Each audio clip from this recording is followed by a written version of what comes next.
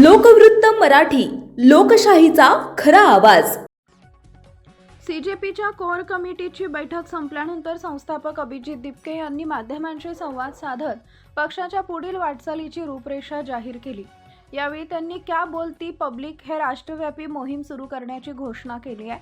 या मोहिमेद्वारे देशभरातील नागरिकांशी थेट संवाद साधून त्यांच्या समस्या, अपेक्षा आणि सूचना जाणून घेतलं जाणार असल्याचं त्यांनी सांगितलंय.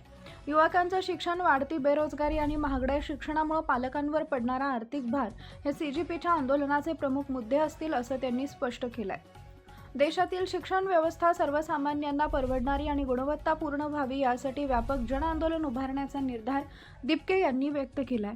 लहान मुलांच्या शिक्षणासाठी लाखो रुपयांची फी भरावी लागत असल्यानं अनेक कुटुंब आर्थिक अडचणीत सापडत असल्याचं त्यांनी नमूद केलंय.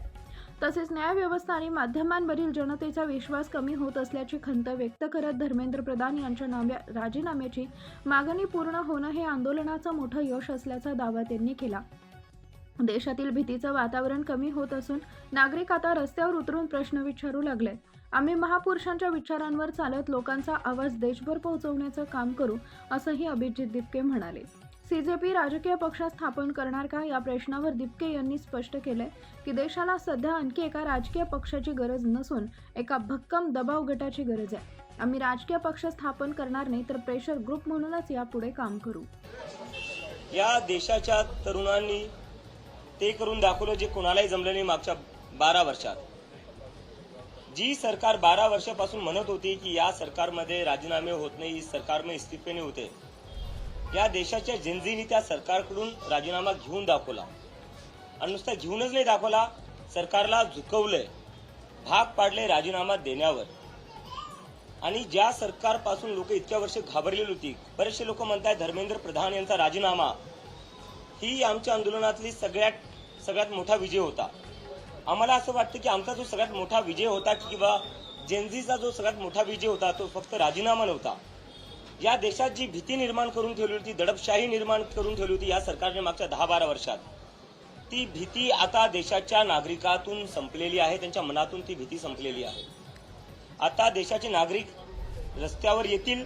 सरकारला फक्त प्रश्नच नाही विचारणार, तर गरज पडली तर रस्त्यावर येतील. आणि आज एकाचा राजीनामा मागितला, उद्या दुसऱ्यांचे राजीनामे मागतील.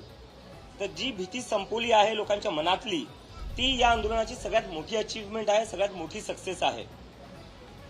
आता हे आंदोलन, बऱ्याच लोकांना प्रश्न पडला, हे आंदोलन नक्की कॉक्रोच जनता पार्टी नक्की आहे काय? कॉक्रोच जनता पार्टीची विचारधारा काय? तर जसं आम्ही आधीपासून सांगत आलो होतो, कॉक्रोच जनता पार्टी ही डॉक्टर बाबासाहेब आंबेडकर, महात्मा गांधी, भारताचे पहिले पंतप्रधान पंडित जवाहरलाल नेहरू यांनी जे भारताचं स्वप्न पाहिलेलं होतं, त्यांच्या विचारावर चालणारी कॉक्रोच जनता पार्टी असणार आहे. आणि आमची विचारधारा तीच असणार आहे जी देशाच्या संविधानाची विचारधारा आहे. Our ideology is the same as the constitution of India. यात आमचा काहीच डिफरन्स नसणार आहे. आम्ही सेक्युलर आहे, आम्ही लोकशाहीमध्ये भरोसा ठेवतो, वी आर डेमोक्रेटिक पीपल, आणि आम्ही सोशल जस्टिससाठी कायम प्रयत्न करणार आहे. तर ही आमची विचारधारा आहे.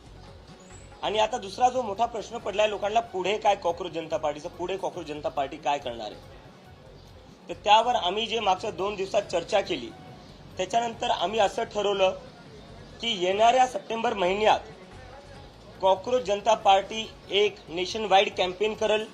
त्या कॅम्पेनचं नाव असणार आहे क्या बोलती पब्लिक. क्या बोलती पब्लिक हे आमचं नेशन वाईड कॅम्पेन असणार आहे.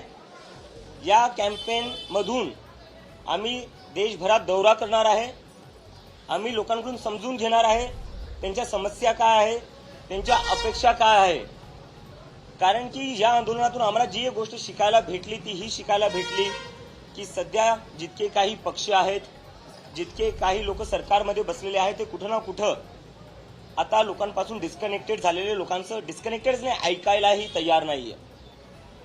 ज्या देशाची लोकसंख्येमध्ये 65% लोक 35 वयाच्या खालची आहेत, त्या लोकसंख्येबद्दल, त्या युवकांबद्दल कोणीच काही बोलायला तयार नाही. मग तो शिक्षणाचा मुद्दा असो किंवा बेरोजगारीचा मुद्दा असो. संसदेतही त्याच्याबद्दल कोणी बोलत नाहीये, कोणी पार्टी त्यांच्या मीटिंगमध्येही बोलत नाही. आणि सरकार तर अशी वागते जसं काही आहे ह्या काही हे काही मुद्देच नाहीये.